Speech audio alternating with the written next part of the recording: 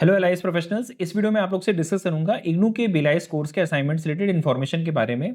ऐसे स्टूडेंट जिन्होंने जून 2024 या फिर जनवरी 2025 सेशन के इग्नू के बिलाइस कोर्स में एडमिशन लिया है, ये वीडियोस उनके लिए हेल्पफुल होने वाली हैं। ऐसी टोटल मैंने 9 वीडियोस अपने इस यूट्यूब चैनल के इस प्लेलिस्ट में कवर की हैं। आप चाहें तो इससे पहले की और इसके बाद वाली वीडियोस भी अपने असाइनमेंट्स को कवर करने से पहले, अपने असाइनमेंट्स को लिखने से पहले जरूर देख सकते हैं। ये सारी वीडियोस की जो पीडीएफ है आपको हमारे एप्लीकेशन पे अवेलेबल हो जाएंगे। एप्लीकेशन का जो लिंक है डिस्क्रिप्शन बॉक्स में आपको अवेलेबल हो जाएगा, या फिर वीडियो के एंड में मैं आपको बारकोड भी शेयर करूंगा, जहां से आप डायरेक्ट उस बारकोड को स्कैन करके हमारे एप्लीकेशन पे जा सकते हैं। वहां से आप ये पीडीएफ डाउनलोड करिएगा, प्रिंट आउट निकाल सकते हैं और प्रिंट आउट करने के बाद अपने आंसर्स को as it is copy paste कर सकते हैं। ये जितने भी आंसर्स मैं आपको दे रहा हूँ ये सारे मॉडल आंसर्स हैं। आप चाहें तो इसको as it is copy paste कर सकते हैं अपने असाइनमेंट्स में, या फिर अपने हिसाब से जो भी मॉडिफिकेशन अगर आप करना चाहें तो वो मॉडिफिकेशन करके अपने आंसर्स को कंप्लीट कर सकते हैं। चलिए स्टार्ट करते हैं। इस वीडियो में हम लोग डिस्कस करेंगे बीएलआई पेपर, आपका जो है बीएलआई 223 ऑर्गेनाइजिंग एंड मैनेजिंग इन्फॉर्मेशन। इसका जो असाइनमेंट्स इग्नू ने प्रोवाइड किया है, इसके डिटेल आंसर्स मैं आप लोग को यहाँ पे देने वाला हूँ। आपके जो ये असाइनमेंट्स हैं टोटल 2 पार्ट्स में डिवाइडेड हैं, जिसमें फर्स्ट पार्ट जो फर्स्ट सेक्शन है हमारा, उसकी जो वर्ड लिमिट होती है उसमें जो क्वेश्चंस होते हैं वो 500 वर्ड्स की हैं, और टोटल इसमें 4 क्वेश्चंस आपको मिलेंगे 10 मार्क्स के, ठीक है। और इसका जो सेकंड पार्ट होगा उसमें हम लोग अभी जब सेकंड पार्ट में पहुंचेंगे तो वहां भी इसको डिस्कस करते हैं। चलिए 4 क्वेश्चन हैं, एक एक करके सभी क्वेश्चन जो लॉन्ग आंसर जिसमें वर्ड लिमिट 500 की वर्ड लिमिट है उसको हम लोग देख लेते हैं। सबसे पहला जो क्वेश्चन है, explain the rule in AACR 2R cataloguing for non book materials. देखिए ये AACR क्या है, अगर आपने इसको पढ़ा होगा या आप पढ़ेंगे आने वाले टाइम में, या फिर मेरे जो कोर्सेज अगर आप उनको देखते हैं तो वहाँ पे आपको चीज़ें मिलेंगी। Anglo American cataloguing rules second और revised, R stands for revision, ठीक है, या रिवाइज्ड। तो AACR 2 में जो AACR 2R है उसमें जो नॉन बुक मटेरियल्स हैं, आप लोगों ने देखा होगा कि हमारे जो लाइब्रेरीज होते हैं वहाँ पे बुक मटेरियल्स भी होते हैं जिनकी हम लोग कैटलॉग करते हैं, और नॉन बुक मटेरियल्स भी होते हैं। तो उन नॉन बुक मटेरियल्स के कैटलॉग करने के क्या क्या रूल्स हैं उसको आपको यहाँ पे इस क्वेश्चन में डिस्कस करना है।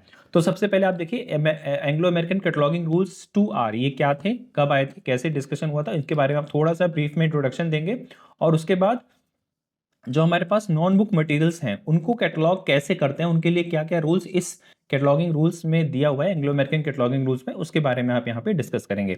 आप यहाँ पे देख सकते हैं मैंने यहाँ पे पूरे टोटल 3 पेजेस में इसको यहाँ तक कवर किया हुआ है, ठीक है। आप इसको एज इट इज कॉपी कर सकते हैं, या फिर आपके हिसाब से जो भी इसमें मॉडिफिकेशन आपको लगता है इस क्वेश्चन में करना चाहिए आप उसको यहाँ पे कर सकते हैं।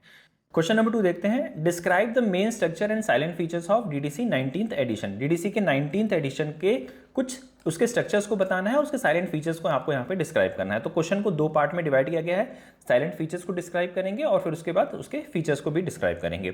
सबसे पहले क्या करना है, आपको थोड़ा सा डीडीसी के बारे में बताना है। डीडीसी क्या थी, कब आई थी, कौन लेकर आया था, इसके बारे में आपको डिफाइन करेंगे। और फिर यहाँ पे देखिए मैंने स्टार्ट किया है structure of DDC 19th edition. 19th edition का जो स्ट्रक्चर है किस तरह से उसको बनाया गया है, डीडीसी 19 के कितने एडिशंस हैं और किस तरह से उसको डिवाइड किया गया है, इसके बारे में हम लोग देखेंगे।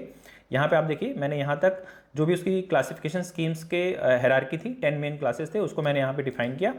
और उसके बाद नेक्स्ट साइलेंट फीचर्स, इसके साइलेंट फीचर 19th एडिशन के जो साइलेंट फीचर्स थे वहाँ पे उनको मैंने 5 पॉइंट्स में डिस्क्राइब किया है, और लास्ट में एक थोड़ा सा कंक्लूजन, ठीक है। तो इस तरह से आप इस क्वेश्चन नंबर 2 को कर सकते हैं कि पहले आप स्ट्रक्चर को डिफाइन करेंगे डीडीसी के, और उसके बाद जो उसके साइलेंट फीचर्स हैं वो। क्वेश्चन नंबर 3 देखते हैं। Discuss the types and importance of notation along with qualities of good notation. आपसे पूछा गया है types and importance of notation. Importance क्या है नोटेशन की, उसके क्या क्या टाइप्स होते हैं, और with the help of example आपको बताना है कि कोई भी नोटेशन गुड कैसे होता है, उसकी क्वालिटीज क्या होती है, एक अच्छे नोटेशन की क्या क्या गुड क्वालिटीज होती हैं, इसके बारे में आपको बताना है। पहले थोड़ा सा आप बताएंगे नोटेशन के बारे में, नोटेशंस क्या हैं, इन अ क्लासिफिकेशन स्कीम नोटेशंस क्या होते हैं इसको डिस्क्राइब करेंगे। फिर टाइप्स ऑफ नोटेशन बताएंगे, जैसे इसमें देखिए प्योर नोटेशन है, मिक्स नोटेशन है, हायरार्किकल नोटेशन है और एक्सप्रेसिव नोटेशन है। तो कितने तरह के नोटेशंस, किसी भी क्लासिफिकेशन स्कीम में कितने तरह के नोटेशन इस्तेमाल होते हैं उनके बारे में हम बताएंगे। इंपॉर्टेंस क्या है, नोटेशन का इंपॉर्टेंस क्या है उसको आप डिफाइन करेंगे, मैंने यहाँ पे पॉइंट्स में डिफाइन किया है। और उसके बाद गुड क्वालिटीज ऑफ नोटेशन क्या होते हैं, या किसी भी नोटेशन में कैसे वो एक अच्छा नोटेशन बन सकता है, उसके क्या फीचर्स होते हैं, क्या इंपॉर्टेंस होती है, इसके बारे में आप यहाँ पे बताएंगे, ठीक है। तो ये जो क्वेश्चन था 3 पार्ट में डिवाइडेड है। टाइप्स ऑफ नोटेशन आपसे पूछा गया है, टाइप्स, ठीक है। उसके बाद पूछा गया इंपॉर्टेंस और उसके बाद पूछा गया गुड क्वालिटीज ऑफ नोटेशन। तो कभी भी आप अगर एग्जामिनेशन में इस तरह के क्वेश्चंस अटेम्प्ट कर रहे हो या फिर असाइनमेंट्स लिख रहे हो तो आप क्वेश्चन को ब्रेक डाउन करेंगे। एक ही क्वेश्चन है लेकिन इसको 3 पार्ट में कवर किया जा सकता है।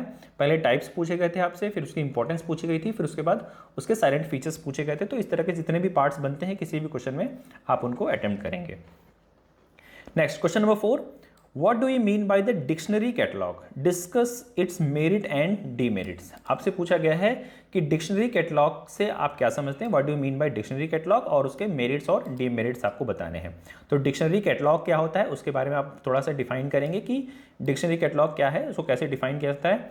फिर उसके बाद merits of dictionary catalogue and demerits of dictionary catalogue आप इस तरह से कर सकते हैं, या अगर आप मेरिट डीमेरिट बताना चाह रहे हैं डिक्शनरी कैटलॉग के तो बीच में एक लाइन करके भी आप इसको इस तरह से डिवाइड कर सकते हैं। ठीक है, तो आप यहाँ पे देखिए मैंने डिक्शनरी कैटलॉग को डिफाइन किया है, डिक्शनरी कैटलॉग क्या होता है और उसके बाद इसके क्या क्या मेरिट्स हैं पॉइंट्स में आपको यहाँ पे डिस्कस किए हैं, और उसके बाद इसके जो डीमेरिट्स हैं वहाँ पे मैंने इसको डिस्कस किया है। सो फ्रेंड्स, ये थे हमारे वो 4 क्वेश्चन जिनमें वर्ड लिमिट 500 मार्क्स की थी और हमारे पास एक एक क्वेश्चन को 10 मार्क्स दिए गए थे। नाउ नेक्स्ट सेकंड पार्ट हमारा इसमें है जिसकी वर्ड लिमिट है 250 वर्ड्स की और एक एक क्वेश्चन को 5 मार्क्स असाइन किए गए हैं। चलिए स्टार्ट करते हैं सेकंड पार्ट में। पहला क्वेश्चन देखिए, discuss the various sections of main entries of AACR 2 with illustration. अगर हम लोग एंग्लो अमेरिकन कैटलॉगिंग कोड को पढ़ते हैं तो वहाँ पे हमें किसी भी एंट्रीज को करते समय अलग अलग सेक्शंस देखने को मिलते हैं, तो उन सेक्शन को यहाँ पे हमें डिफाइन करना है विद इलस्ट्रेशन। इलस्ट्रेशन यानी एग्जाम्पल के साथ आपको बताना होगा। देखिए, तो इस क्वेश्चन को करते समय पहले AACR क्या था इसके बारे में डिफाइन करेंगे, फिर अलग अलग सेक्शंस कौन कौन से इसमें जो मेन एंट्रीज करते हैं उसमें कौन कौन से सेक्शंस हमें देखने को मिलते हैं, तो वो आप यहाँ पे देखेंगे। जिसमें देखिए पहले मैंने बताया है title and statement of responsibility area जो होते हैं वो क्या है, उसके बाद एडिशन एरिया है, मेन स्पेसिफिक डाटा एंट्रीज, ऐसे जितने भी हमारे पास सेक्शंस बनते हैं। ठीक है, नोटेशन एरिया, स्टैंडर्ड नंबर और जो भी, मतलब आप कैटलॉगिंग कार्ड देखेंगे ना जब AACR 2 का कार्ड आप पढ़ेंगे तो उसमें कितने अलग अलग सेक्शंस होते हैं किसी भी एंट्री को परफॉर्म करने के लिए। कोई भी एक कैटलॉगिंग अगर आप कर रहे हो किसी भी इंफॉर्मेशन डॉक्यूमेंट का तो उसमें कितने तरह के सेक्शंस में डिवाइड करके वो सारी एंट्रीज कंप्लीट करते हैं उसके बारे में आपसे यहाँ पूछा गया है। एक एक करके आपको डिफाइन करना है और एग्जांपल्स आप देखेंगे सभी तरह के जितने भी सेक्शंस हैं उनको मैंने यहाँ पे विद एग्जांपल्स यहाँ पे आपको डिफाइन किया है। Next, discuss the structure of precious indexing system. Precious indexing system क्या है इसके बारे में आपको बताना है कि ये इसका स्ट्रक्चर क्या है। पहले आप थोड़ा सा बताएंगे प्रेसिस इंडेक्सिंग सिस्टम या फिर इंडेक्सिंग सिस्टम क्या था, और उसके बाद फिर इसमें प्रेसिस इंडेक्सिंग सिस्टम का स्ट्रक्चर क्या है, किस तरह के स्ट्रक्चर को वो फॉलो करता है उसके बारे में आपको बताना है।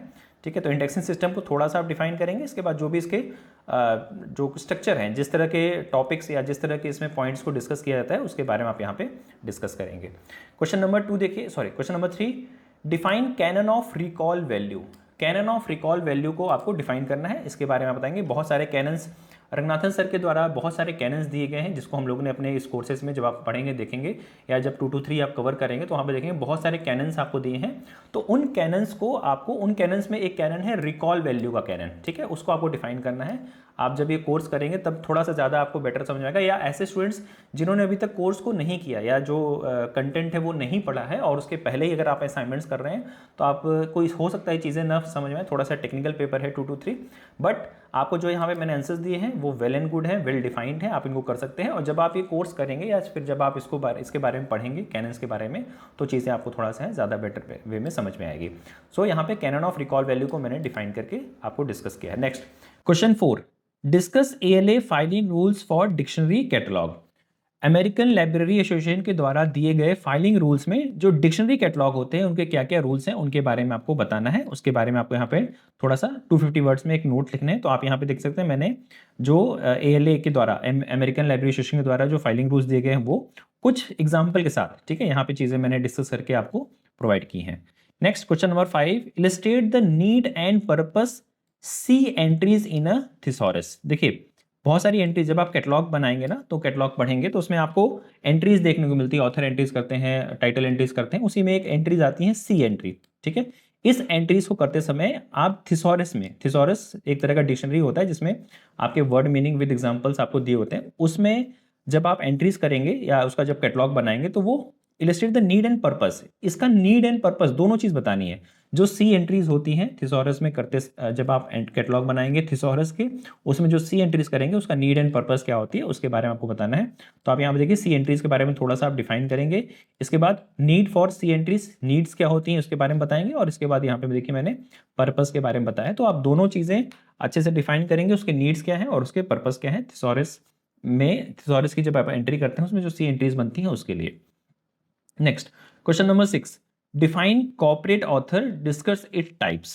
Define corporate author, corporate author कौन होते हैं? जैसे कि बहुत सारी गवर्नमेंट एजेंसीज हैं या बहुत बड़े बड़े जो ऑर्गेनाइजेशंस होते हैं, जो कॉर्पोरेट ऑर्गेनाइजेशंस होते हैं, उनके हम लोग कॉर्पोरेट ऑथर्स कहते हैं, और उनके डिफरेंट डिफरेंट टाइप्स क्या होते हैं उनके बारे में आपको बताना है। तो आपको थोड़ा सा डिफाइन करना होगा कॉर्पोरेट ऑथर कौन होते हैं, क्या है, और फिर इनके जितने टाइप्स हो सकते हैं। ठीक है, जैसे में देखिए गवर्नमेंट बॉडीज हो सकती हैं, कॉर्पोरेट प्राइवेट कंपनीज हो सकती हैं, नॉन गवर्नमेंट ऑर्गेनाइजेशन हो सकते हैं, एकेडमिक और रिसर्च इंस्टीट्यूशंस हो सकते हैं, या फिर डिफरेंट टाइप के प्रोफेशनल एसोसिएशंस हो सकते हैं।